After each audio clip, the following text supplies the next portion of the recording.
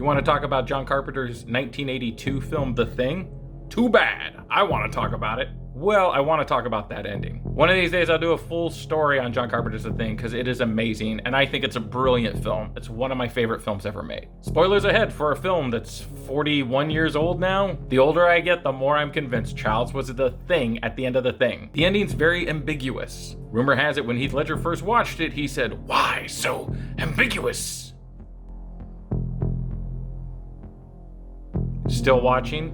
You disgust me. And when it first came out, it was a financial bomb and critics hated it. And John Carpenter had a 3-picture deal with Universal and then they were like, "Hey John, go stand behind the gate." And he's like, "Why?" And then they shut it. "Because you're fucking fired, John." But the ending's a bit of a mystery, right? Is Childs the thing at the end of The Thing? Since this is a mystery, is there a mystery in the movie that tells us what the answer is? It does. The keys in Act 2 are missing, and we're trying to figure out which one of the humans the Thing took the key off of.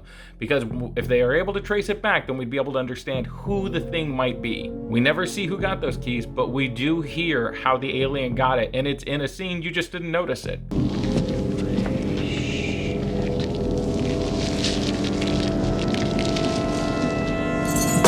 That sound cue let us know the keys were dropped in that room, and the alien we know was in the room because we were watching it eat somebody. There's another mystery at the end. Childs shows up. We haven't seen him for the last 10 minutes of the climax. But where was Childs? And I saw a video on TikTok where people were pointing out that, oh, he doesn't have breath.